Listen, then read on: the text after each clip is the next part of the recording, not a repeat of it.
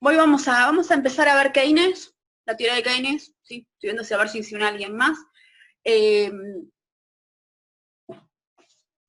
Voy a explicar, yo me voy a concentrar, ustedes tenían 3 capítulos de Galbraith, no sé si lo estuvieron leyendo, lo estuvieron mirando. Me voy a concentrar más en el primero.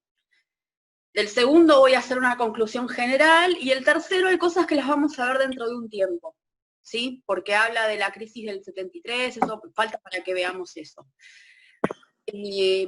Voy a usar un PowerPoint, voy a ver si ahora lo puedo compartir porque lo tengo acá, para explicar, se los voy a mandar, ¿sí? Se los voy a mandar por mail. Hoy les voy a mandar la hoja de ruta con los textos, y les voy a mandar este PowerPoint, y me pidieron, no me acuerdo si ustedes, bueno, me pidieron que les pase el programa porque unos chicos no lo encontraban, así que les voy a mandar el programa de nuevo, el cronograma.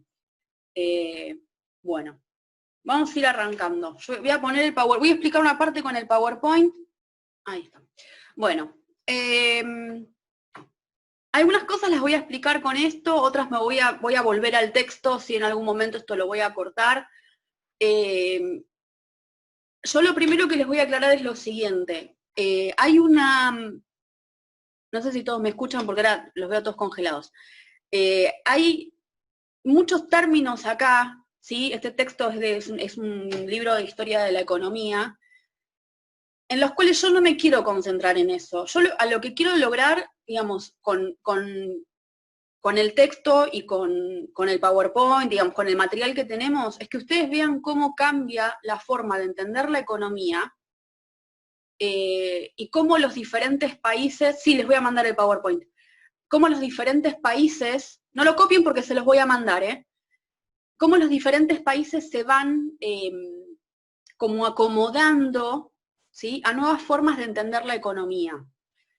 Ustedes, yo les dije, seguro van a volver a ver crisis del 29, yo lo vi fácil en 4 o 5 materias, la teoría de Keynes la van a ver un montón, y seguro se las van a explicar con términos muy técnicos que yo no manejo, ¿sí? Porque mi materia es de historia, tampoco me quiero meter en un ámbito que no es mi fuerte. Entonces yo me voy a concentrar en 2 o 3 cambios, los principales, como para poder entender y llevarlo a lo próximo que vamos a ver, que es guerras mundiales, la recuperación de Europa, etcétera, ¿sí? Hago esa aclaración. Yo voy a hacer de esto un recorte, ¿sí? Bien, entonces empezamos acá, estamos en la segunda, dice, bueno, la crisis del 29, que ya lo vimos, viene acompañada de todo un montón de indicadores económicos negativos, y si ustedes leen el texto, lo que dice es que cuando empieza la década del 30, la recuperación no fue inmediata, ¿sí? Esto fue el escenario para nuevas medidas económicas, y fue la oportunidad como para mostrar, dice, una incapacidad que tenía la escuela clásica para explicar ciertos fenómenos. Esto yo lo nombré.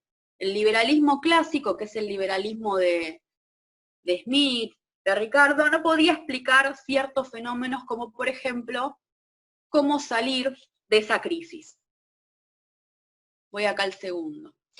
Bueno, acá hace una presentación de Keynes, también en el texto de Galbraith lo van a encontrar.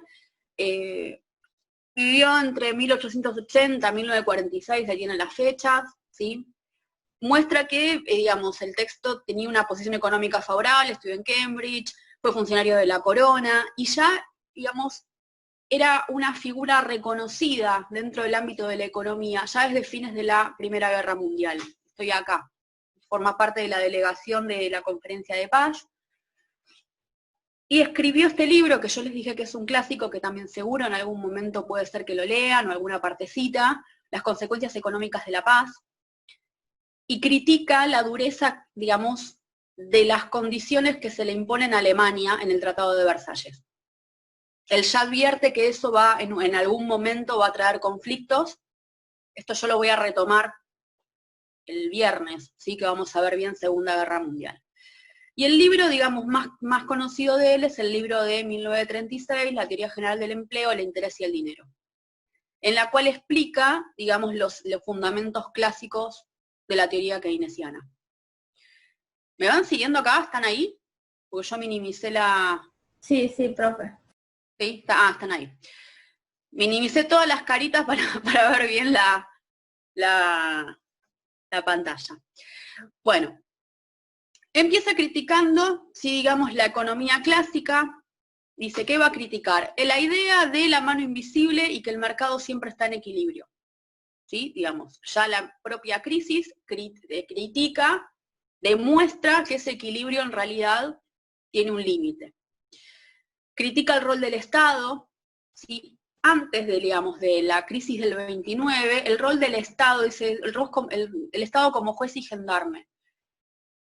El rol del Estado se limitaba a ordenar la vida, digamos, social.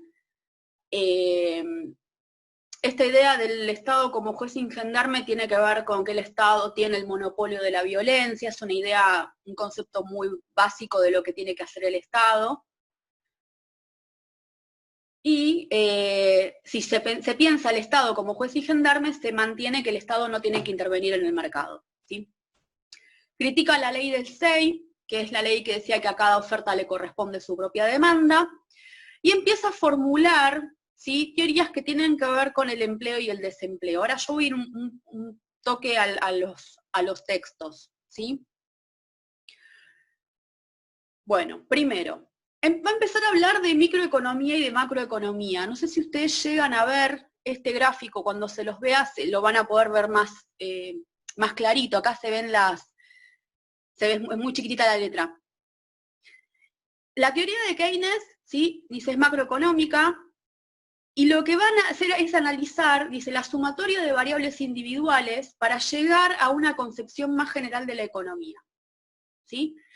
Entonces, para poder analizar el mercado en su conjunto, dice, no analiza solamente, por ejemplo, la demanda de un individuo o de una familia, sino que cuando aparece, por ejemplo, la demanda agregada, dice, va a aparecer esta palabra agregada, oferta agregada, es la sumatoria, estoy hablando del power, todavía estoy hablando del power, no fui al texto. Está hablando de la sumatoria, ¿sí?, de individuos, empresas, grupos, unidades, que demandan productos, ¿sí? Entonces él es como que, digamos, si analiza la sociedad, es como que amplía el foco, ¿sí? Por eso necesita hacer esta diferenciación entre microeconomía y macroeconomía. Vamos a ver acá. Esta es la parte que para mí está más clara en el texto, ¿sí? Dejo de compartir pantalla y explico el texto un toque.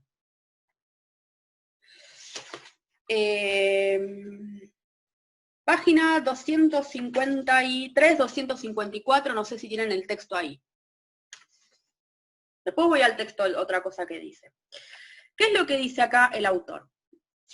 El autor dice que el punto central de la teoría de Keynes, ¿sí?, dice, no es ver cómo se establece el precio de la mercancía, ni siquiera ver cómo se distribuyen los ingresos, la cuestión es ver cómo se determina la producción y el empleo, ¿sí? ¿Por qué? Porque lo que él quiere ver es cómo aumentar la demanda. Entonces dice, para activar la economía hay que aumentar la demanda agregada, o sea, la demanda no de grupos en particular, sino la demanda en general. En la página 254 dice, cuando se aumenta la producción, se aumenta el empleo, se aumenta la renta, de alguna forma también dice disminuye el consumo. Dice, acá, si puedo repetir, sí, dice que para él el problema era ver cómo aumentar los niveles de la producción y del empleo, porque el punto de él es ver cómo ampliar la demanda. Y se habla de esta demanda agregada, ¿sí? La demanda a nivel general del mercado. Dice, cuando se aumenta la producción, el empleo y la renta, disminuye el consumo. ¿Por qué? Porque dice, hay una frase ahí que aparece en el PowerPoint, dice, hay una propensión marginal al consumo. Dice, de alguna manera, ¿qué es esta propensión marginal al consumo? Lo voy a explicar otra vez con un ejemplo pavote, así me pueden seguir lo que está diciendo el texto, ¿eh? Supongamos que yo tengo un sueldo de 10.000. Si el Estado quiere aumentar la demanda, ¿qué pueden hacer? Aumentarme el salario. Entonces de 10.000 paso a cobrar 20. ¿Qué decía Keynes? No hay una relación tan directa entre el salario y lo que yo voy a consumir.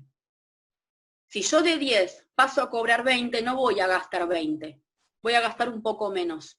Entonces dice, eso se llama propensión marginal, como que el consumo va cayendo, y hay un poquitito de ese salario que yo me lo voy a guardar, que es el ahorro. Entonces dice, si yo tengo 10.000, gasto 9 y me quedo con 1.000. ¿Se entiende lo que estoy diciendo? Me quedo con un restito. Si a mí me lo aumentan, y de repente yo gano 20, no voy a gastar 20, voy a gastar 17 y me quedo con 3. ¿Se entiende esto? Nunca es una relación directa. Me dan 1, gasto 1. Si a mí me dan 1, gasto un 60%. Ese restito, ese ahorro, ¿sí? Dice, ese ahorro, dice, ¿por qué la gente necesita ese ahorro? ¿Por qué? Porque quieren liquidez, que es la liquidez, el efectivo. La liquidez, porque por seguridad se lo quieren guardar, o porque se lo guardan porque en algún momento quieren hacer una inversión. No importa. La cosa es que la gente se guarda un restito. Ese ahorro, dice, es lo que hay que incentivar a gastar. ¿Sí? ¿Para qué? Para que haya más demanda de productos.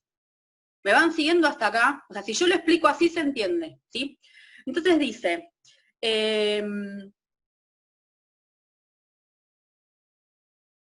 otro problema es el empleo. Dice, la economía clásica, para que no haya desempleo, recurría a un tipo de mecanismo que en realidad dice no servía.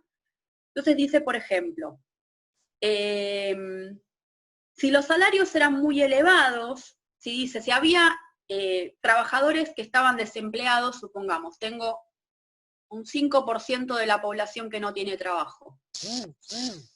¿Qué hacían las empresas para fomentar, digamos, para sacar a esa gente del desempleo? Acá en el texto lo pone como el paro. Acá dice, eso es un problema. Cuanto más alto es el salario, más tienden a ahorrar. Lo que dice es que no importa el salario que tengas, algún resto de ahorro la gente se guarda. Y por más que le aumenten el salario, ese resto siempre existe. Eso es lo que dice.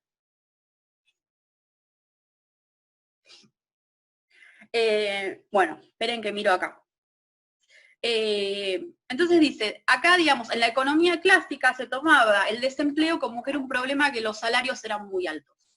Si los sindicatos presionan para que el salario sea, no sé, pongámosle 40.000, dice, bueno, los empresarios no van a querer tomar gente, porque les es muy caro pagar esos salarios. La economía clásica, ¿qué es lo que hacía? ¿No? Bajaba el salario, ¿sí? La mano de obra es más barata, y eso decía, empujaba a la gente a que contraten más trabajadores, todos con un salario más bajo. Dice, bueno, en realidad eso no se tiene que hacer, que es lo que dice Keynes.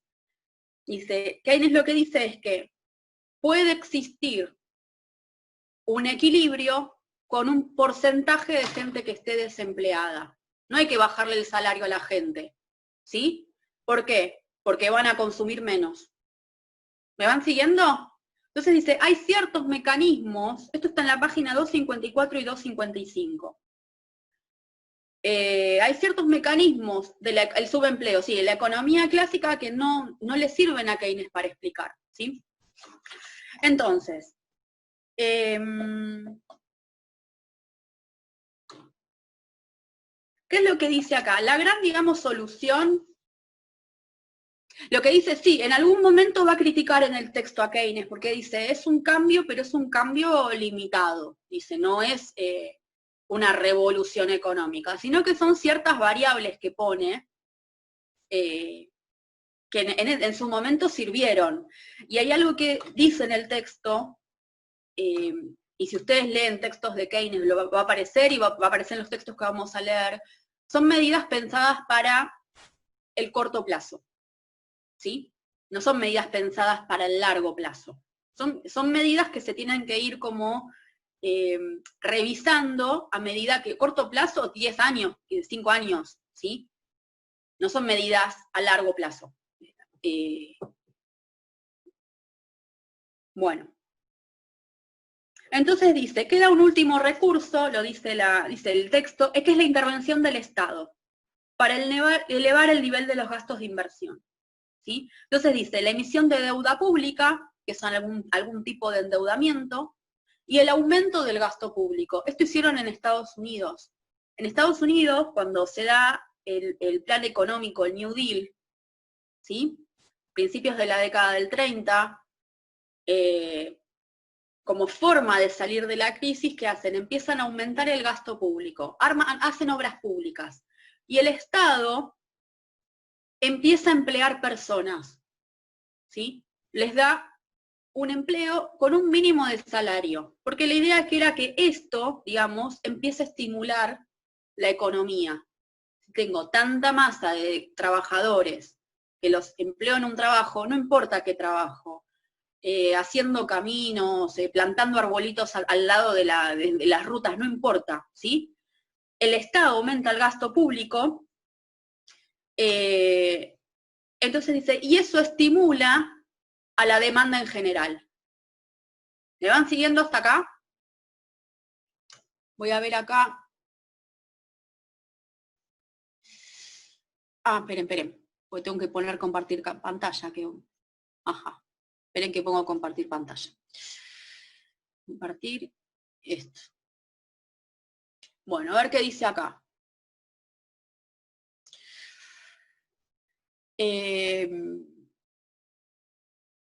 Bueno, acá lo que dice es que hay un problema en la demanda agregada. Yo acá hay cosas que sacaría, esto lo preparó mi compañera, ¿sí? Dice que hay que darle un impulso a la demanda agregada. Cuando la demanda no es suficiente, ¿sí? O sea, que digamos, no hay suficiente compra de productos, las empresas empiezan a prescindir de trabajadores y generan desempleo. Por lo tanto, acá el problema es cómo aumentar esa demanda agregada, ¿sí? Esperen que... Esto es. Acá explica lo que expliqué antes, dice el consumo es una función positiva, pero no hay una relación proporcional entre el consumo y el ingreso. O sea, si yo tengo un mayor ingreso, no significa que yo voy a tener un mayor consumo, porque hay una propensión al ahorro. ¿Sí? Esto ya lo expliqué antes. Y acá. Entonces dice, la herramienta fundamental va a ser incrementar el gasto público. Keynes propone una intervención del Estado con políticas fiscales y monetarias. De esa manera se incrementa la producción y se generan empleos. ¿Sí? O sea, el Estado, para incrementar este gasto público, ¿qué usa? Usa el dinero que puede recaudar, que viene de los impuestos. ¿Sí? No sé si sabe, eso seguro lo habrán visto. Digamos, el Estado de dónde puede sacar capital. Termina acá. ¿El Estado dónde saca capital? Cuando se dice siempre, el Estado no sé, no invierte en hospitales, qué sé yo, ahora. ¿De dónde saca esa plata? De los impuestos. De los impuestos. O de empresas públicas. De empresas que son de los impuestos nuestros, bien, los impuestos nuestros y si tiene empresas nacionales, de las empresas nacionales. ¿Sí? Y ahí básicamente esa es, digamos, la fuente de donde el Estado tiene plata para poder invertir. Entonces acá dice, bueno, apunta a una política fiscal, ¿sí? O sea, el Estado necesita cobrar esos impuestos para poder después aumentar ese gasto público, ¿sí? ¿Hasta acá me fueron siguiendo? ¿Se marearon? ¿No se marearon? Hay montones de variables ahí, vuelvo otra vez, que a mí no me interesa verlas, ¿está? A mí lo que me interesa es aplicar esto, lo vamos a ver con Hobsbawm, aunque Hobsbawm es historiador, para mí más claro, ver cómo, digamos, los estados empiezan a acomodar, ¿sí? Para salir de esta crisis, y después vamos a ver el próximo tipo de estado, que lo vamos a ver el viernes, que es el estado de bienestar. El estado de bienestar, que se habla muchísimo porque en el caso de Argentina, el estado benefactor lo impulsó Perón, ¿sí? Entonces se habla muchísimo del estado benefactor. Sigue las teorías keynesianas, son políticas de a corto plazo, aumenta el gasto público, tratan de incentivar la demanda, ¿sí? ¿Se entiende lo que estoy diciendo, digamos, que hacer que la gente consuma más? ¿Se entiende más o menos? Entonces yo lo que quiero ver es cómo, a lo que me interesa analizar acá, es cómo los diferentes sistemas van acomodándose a esta nueva forma de pensar la economía. ¿Está? El texto que tienen ustedes, acá va una parte a la página 257 del texto.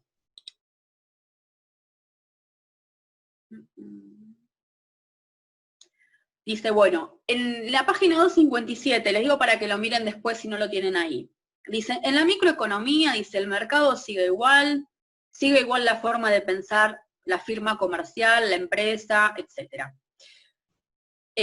Lo que cambia es cómo se toma, sí, ¿qué es lo que dice el texto? Que algunas teorías keynesianas, que hubo antecedentes, ¿sí?, de las teorías keynesianas que tienen que ver con la forma de pensar la planificación. Uno de los ejemplos que da es Hitler. Hitler armó toda una planificación en el periodo anterior a la Segunda Guerra Mundial, y en parte dice, lo desestimaron porque lo hizo Hitler, ¿sí?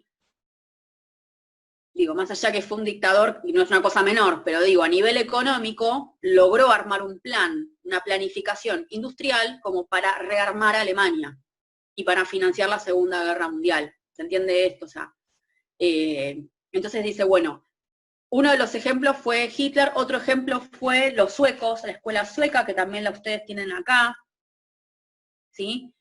Dice, en la escuela sueca se había propuesto usar el presupuesto del Estado para respaldar la demanda y el empleo.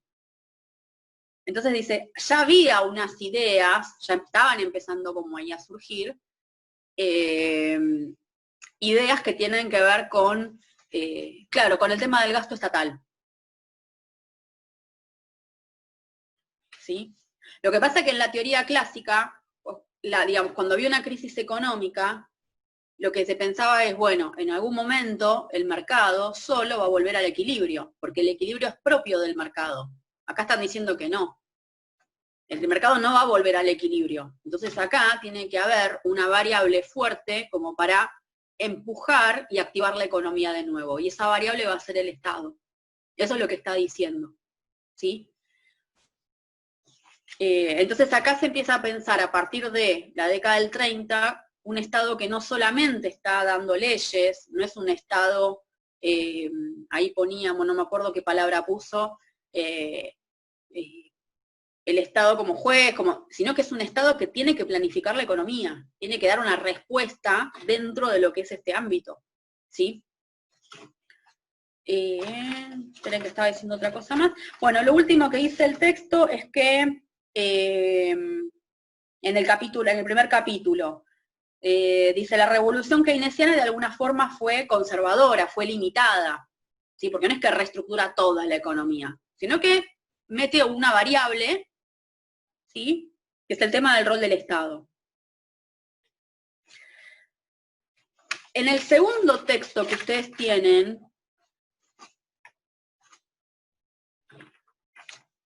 la verdad que yo no lo daría, pero bueno, está en el programa, así que lo voy a explicar. Dice, bueno, durante los siguientes 20 y pico de años, la teoría keynesiana se utilizó, nosotros lo vamos a seguir viendo esto con el estado de bienestar, dice, fueron muy prósperos. En el caso de Europa, vamos a ver que tenemos, el segundo es pleno mediodía, sí, segundo es pleno mediodía. En el caso de Europa tenemos ahí la Segunda Guerra Mundial. Después de la Segunda Guerra Mundial, que si podemos empezar a ver algo, después de la Segunda Guerra Mundial, teniendo en cuenta las teorías del estado de bienestar, y hay ciertos fenómenos, la formación de, primero fue el mercado común europeo, hay ciertos fenómenos que acompañan, es el despegue de Europa como economías desarrolladas. ¿Sí? Eso ya después lo vamos a ver, 2, 3 clases lo vemos. Y se siguen, digamos, algunas de estas teorías de Keynes. ¿Sí? Lo que va explicando los textos es que esto va a tener un límite. Keynes, hay ciertos problemas, la teoría keynesiana que no podía, hay ciertos problemas que no se podían abordar con la teoría keynesiana.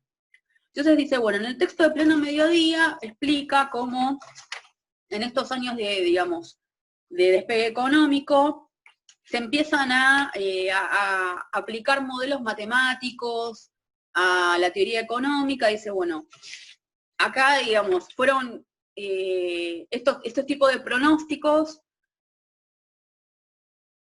pueden fallar. ¿Por qué? Porque hay ciertos fenómenos en estas teorías matemáticas aplicadas a la economía que no pueden explicar o no los pueden prever. Dice, le da el caso de una guerra, de un conflicto internacional, ¿sí?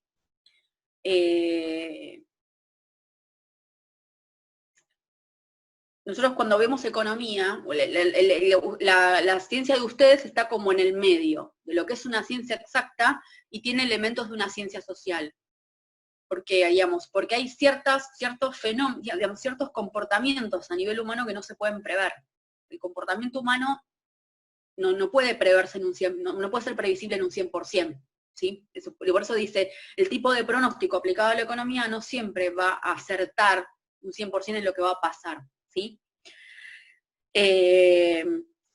Bueno, lo que sí dice queda, digamos, lo bueno de estos claro, Friedman es lo que vamos a ver dentro de dos o tres clases, ¿sí? Ahora toco un poquito de Friedman y ya. Lo que dice acá es que lo que queda de esa economía matemática es el uso, digamos, que le da a la economía más elementos de lo que es una ciencia exacta, ¿sí? El segundo capítulo yo la verdad que lo sacaría. Bueno, y el tercero, que lo vamos a ver, lo voy a retomar yo después, lo que explica un poco, ahora no lo anoten, esto, que hay ciertos fenómenos que la teoría keynesiana directamente no los puede abordar. El caso va a ser, en el año 73 hay una crisis en el cual aumenta el precio del petróleo.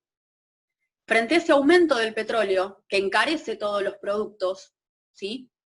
Si se aumenta el precio del petróleo, aumenta el precio del combustible, si aumenta el precio del combustible, las comunicaciones y el transporte de productos empieza, digamos, a encarecerse más. Y saben que la gran mayoría de los productos que consumimos, por ejemplo, el plástico, tienen petróleo, tienen componentes de petróleo. Es como cuando aumenta la electricidad, ¿sí? Que es uno de los insumos básicos. Entonces, dice, frente a ese problema que fue general, la teoría keynesiana no puede dar una solución, ¿sí? Y se van a empezar a tomar las teorías de Friedman, que es el autor que puso acá Juan Bautista en el chat, ¿sí? Pero eso lo vamos a ver más adelante. Cuando veamos neoliberalismo, más adelante lo vemos. ¿Está? Bueno, hoy voy a mandar la hoja de ruta. Y les voy a mandar 4 capítulos de Hobsbawm. ¿Sí? ¿Qué es lo que vamos a empezar a ver? Hoy va a ser la clase más corta, no nos vamos a conectar después. Vamos a empezar a ver Segunda Guerra Mundial. Justo, me puso el cartelito. Segunda Guerra Mundial. La Segunda Guerra Mundial la tenemos entre el año 39 y el año 45, ¿sí? El primer capítulo que ustedes tienen habla de la Segunda Guerra Mundial, ¿sí? Después lo que tenemos que ver es el estado de bienestar. Capaz que yo les agrego algún texto de Guerra Fría, todavía no, pero para la semana que viene.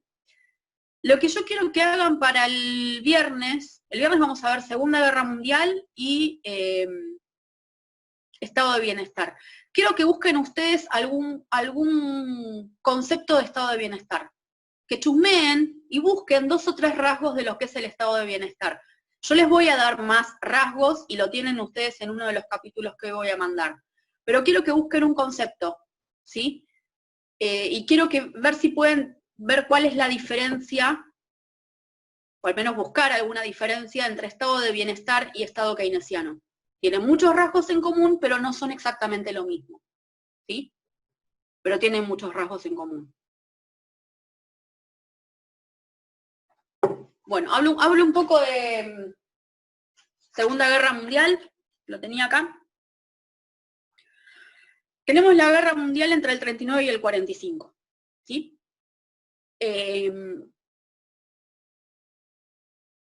Nosotros lo que ya habíamos visto es que durante toda la década del 20, la década del 20 es el momento como de auge del fascismo en Italia. Hablamos más del nazismo en Alemania, ¿sí? El nazismo en Alemania, digamos, el Partido Nacional Socialista, crece durante la década del 20, y en el 30, es el momento, en el año 33, que Hitler llega al poder. Tiene muchísimo éxito en Alemania con este discurso que es del nacionalismo más agresivo. Se empieza a difundir muchísimo el antisemitismo, y se difunde esta idea de que Alemania tenía que buscar la forma de, no vengarse, pero no me sale la palabra, de volver a ese lugar de supremacía, de superioridad que tenía, que, digamos, según digamos, la ideología nazi, ellos hablaban que eran una raza aria superior y que tenían que demostrarle esa superioridad al mundo. Y también lo que aparece en la ideología nazi es que hablaban de la necesidad de un espacio vital, que los alemanes necesitaban más tierra, necesitaban expandirse, ¿sí? Y desde la ideología nazi van a empezar a fomentar esta necesidad de una expansión territorial, que es lo que van a tratar de llevar adelante en la Guerra Mundial, ¿sí? La Guerra Mundial empieza en el año 39, cuando Alemania invade Polonia. Seguro esto en alguna película lo habrán visto, hay muchas películas muy buenas de la Segunda Guerra Mundial, El pianista, hay muchas películas muy buenas, seguro alguno vieron. De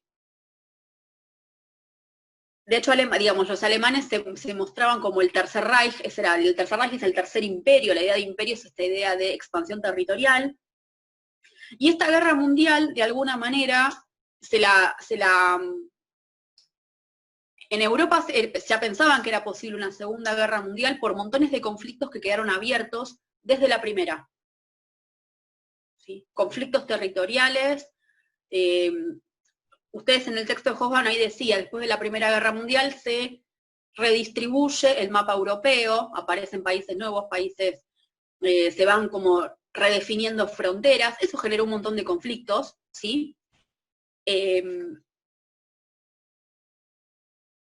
Hay unos tratados anteriores al año 39 en el cual Alemania quiere anexar unas zonas de Checoslovaquia, de Austria, y los países digamos, acceden a eso. Inglaterra, Alemania, sí hay unos tratados muy conocidos, porque pensaban que, bueno, si Alemania se queda con esa parte del territorio, con eso se van a calmar, digamos, esas ganas de expandirse. Y en realidad pasó todo lo contrario, ¿sí? Digamos,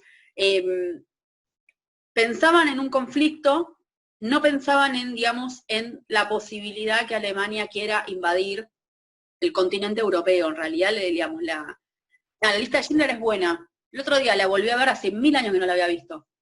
Y buenísima la lista de Schindler. Entonces, bueno, digamos, en el año 39, con esta Segunda Guerra, se van a empezar a cerrar, sí, durante 3 horas y pico, se cierran montones de conflictos que se venían arrastrando del periodo de entreguerras, ¿sí? Y ustedes en los textos tienen que dicen, bueno, la crisis del 29 como que vino a fomentar mucho más estos ánimos que tenía Alemania de querer vengarse, de querer resurgir, digamos, ¿sí? Y de demostrarle al mundo su superioridad, fomentó mucho el odio contra los judíos, ¿sí? Bueno, esta guerra se da en varios frentes.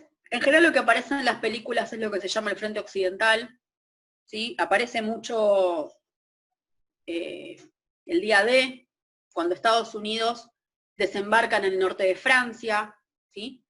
Hay películas que también muestran, por ejemplo, el frente soviético. Claro, había firmado un pacto de no agresión con Stalin y después se rompió ese pacto.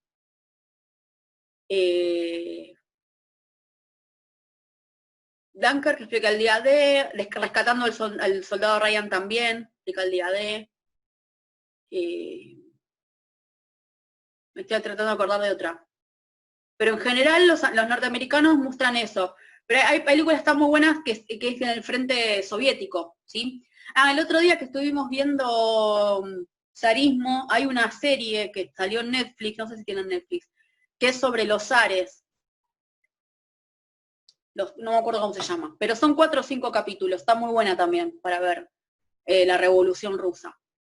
Bueno, ¿qué vamos a ver? Primer capítulo vamos a ver esto, cómo se da la guerra, digamos, a medida que se va desencadenando la guerra, se va desencadenando el holocausto, ¿sí? Y después lo que tenemos que ver es la recuperación. Y esa recuperación, con el estado de bienestar, va a retomar la teoría keynesiana, ¿sí? Eso lo vamos a ver el viernes. Entonces, ¿qué vamos a hacer? Yo les voy a mandar hoy la hoja de ruta. Lean lo que puedan para el viernes. El viernes lo que yo quiero hacer es que ustedes me expliquen a mí qué entendieron. Si no llegaron a leer todo, anoten, yo voy a empezar por el capítulo que se llama Contra el enemigo común, que es el de la guerra, y, ya les digo, la edad de oro. Los años dorados. Contra el enemigo común y los años dorados. Eso seguro explico el viernes. Entonces, me dicen lo que entendieron, yo quiero ver si están entendiendo los textos, ¿sí? Vamos a ver este estado de bienestar. Si puedo, avanzo un poco más. Y si no, quedará para el lunes la revolución cultural y social, ¿sí? Pero bueno, hoy les voy a mandar la hoja de ruta, los textos, el PowerPoint que vimos hoy, y el cronograma que me lo pidieron, ¿sí? Bueno, hoy clase corta. ¿Preguntas? ¿Alguna pregunta? Estoy mirando acá arriba. ¿Preguntas? No. Bueno, vamos cortando acá y nos vemos el viernes. ¿Listo? Listo. Nos vemos. Saludos, chicos.